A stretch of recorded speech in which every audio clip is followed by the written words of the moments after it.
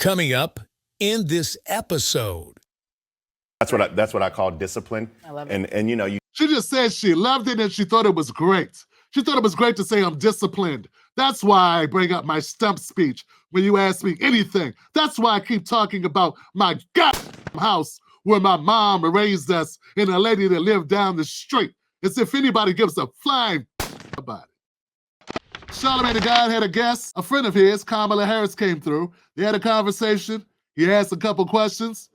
She pretended to answer them. So let's take a look. But doesn't the Biden administration have to take some blame for the border, though? A lot of the blame? Because, I mean, the first 3 years, y'all did get a lot of things wrong with the border. No, Charlamagne, within hours of being inaugurated, the first bill we passed before we did the Inflation Reduction Act, before we did the Bipartisan Infrastructure Act, before we did the Safer Communities Act to deal with gun violence, first thing we dropped was a bill to fix the broken immigration system.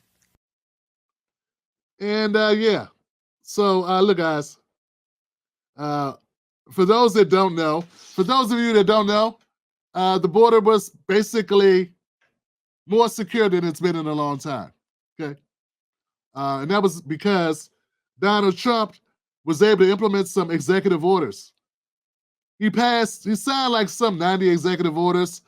I think about 20 of them had to do with the border. And when Joe Biden entered office, he turned them all down. Yeah, he cut down all the executive orders that Trump had put in place.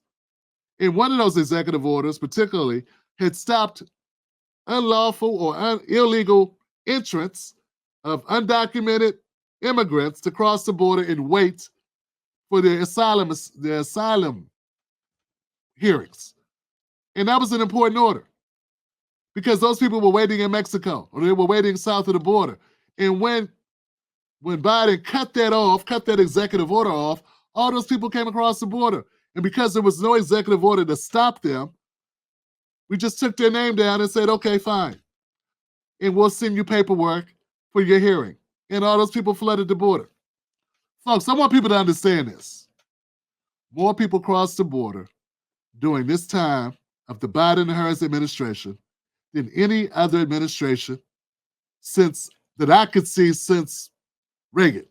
I don't even know. I mean, that's as far back as the chart went. I'm not saying that Reagan let more people in. I'm saying that's as far as the chart went. Okay, when I looked at the chart, more people crossed the border under Harris and Biden than anybody else. More people crossed the border in these 3 years or 4 years under Biden and Harris than 8 years under Obama. Okay? That's what I'm talking about, fam. So some people say 6 million, some people say 10 million, some people say more. She won't answer the question, but it's a damn good question, and it's a question you should answer if you want to be president of the United States. Let's go to the next question. Next question. Is this reparations? Let's go to reparations, guys. Let's get the big one out the way. You know, off the backs of free black labor. My question to you is, what's your stance on reparations?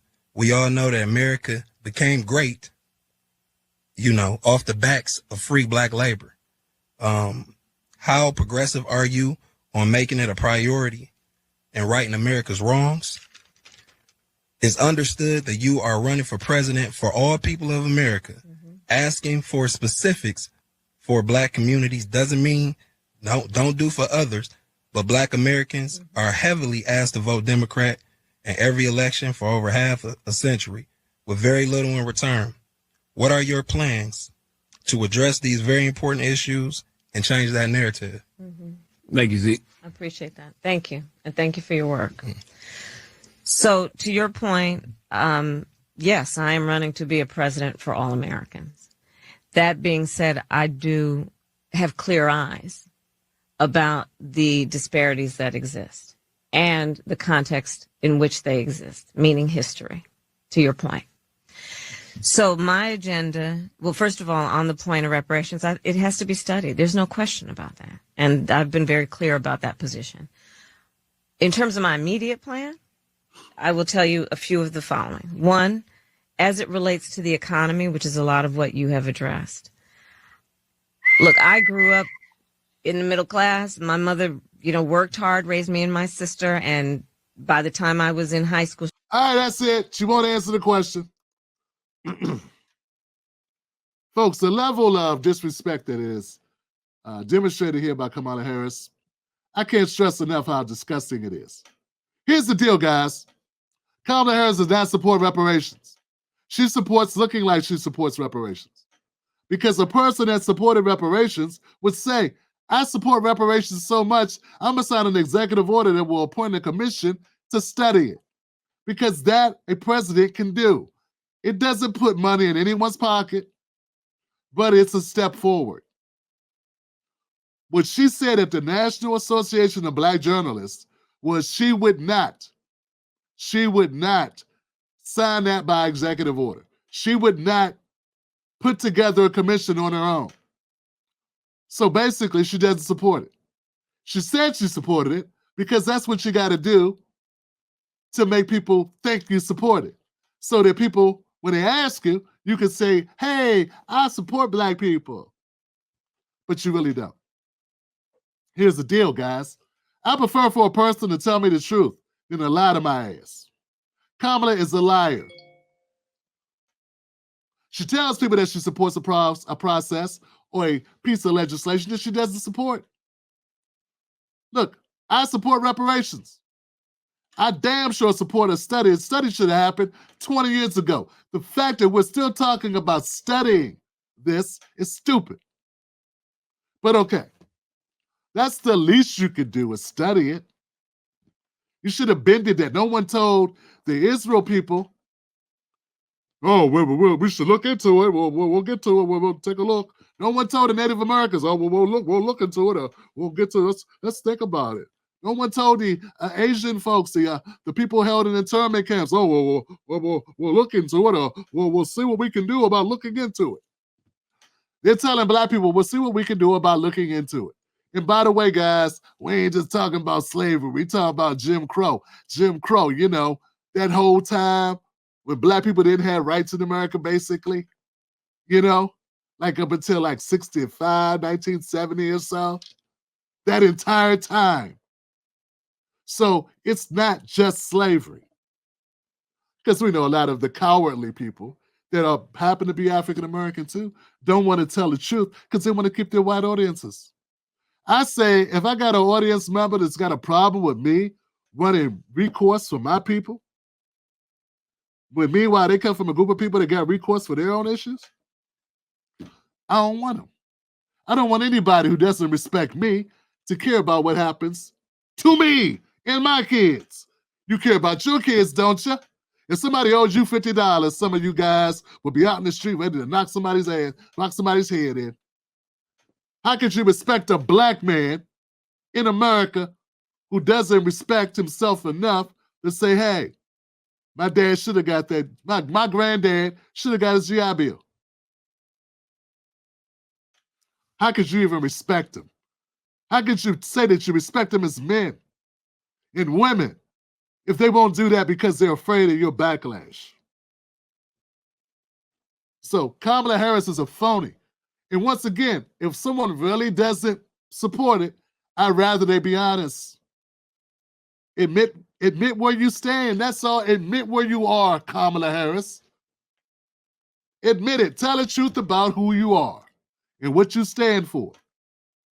Nobody hates, very few things do you hate more than a liar. All right, let's keep going, guys. Kamala Harris. But let's see what this one is. I forget which one this one is. Can't we just say it? Yes, we can say it.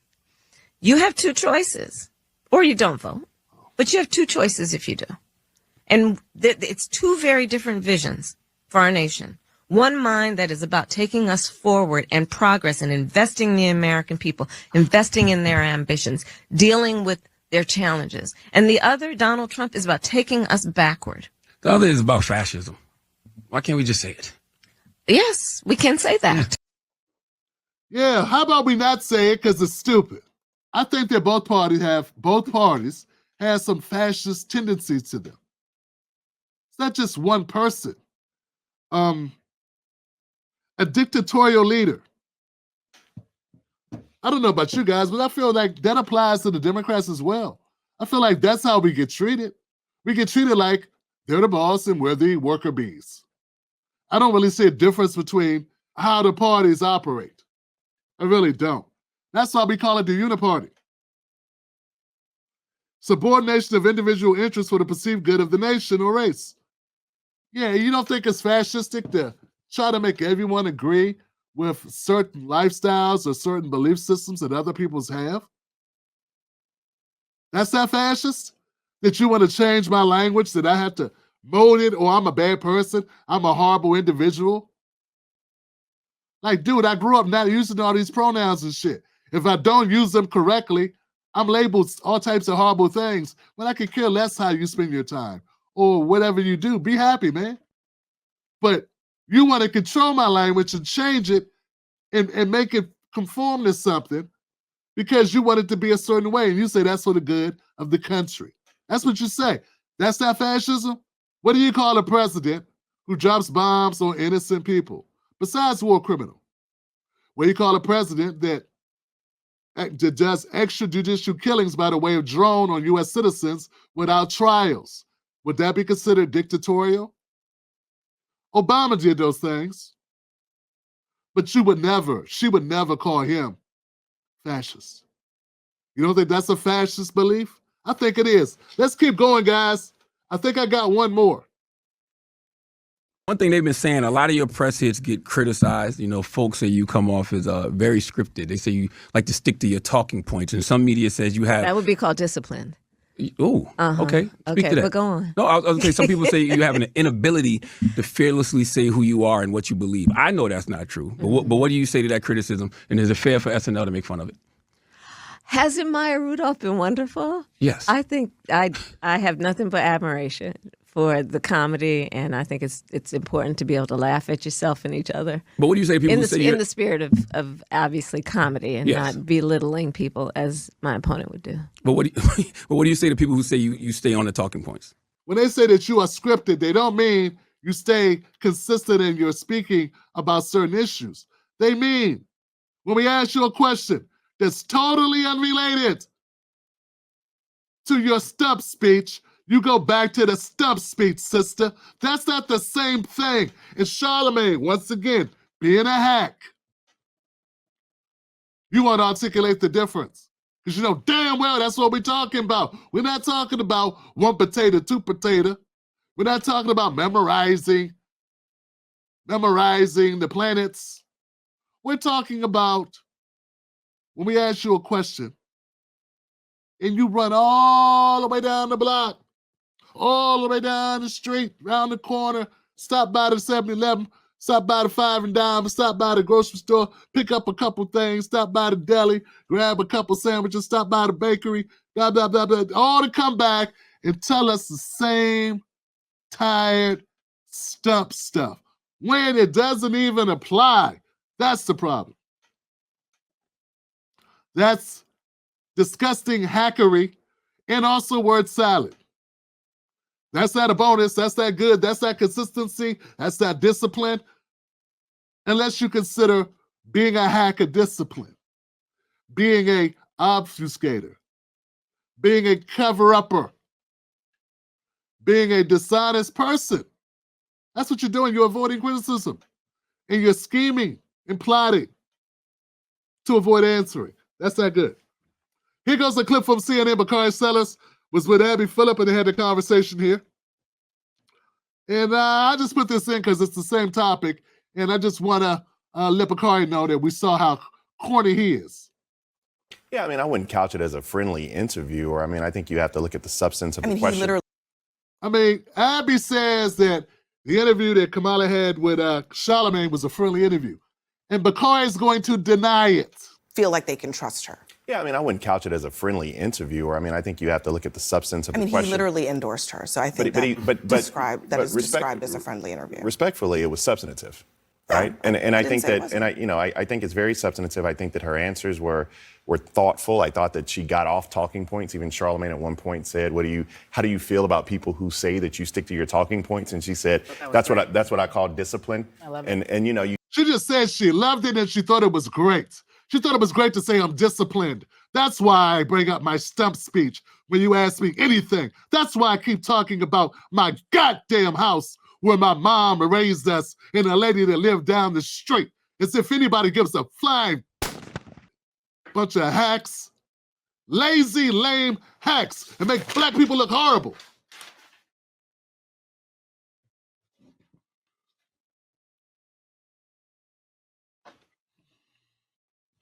Yeah. Yes. I'm going to need you to go get Bakari's goddamn black card. And whoever this woman is with this straight hair, get her shit too. Take it immediately. Yeah, her. It's on the screen. Go get her damn black card. If I don't have her black card by the end of the day, you're fired.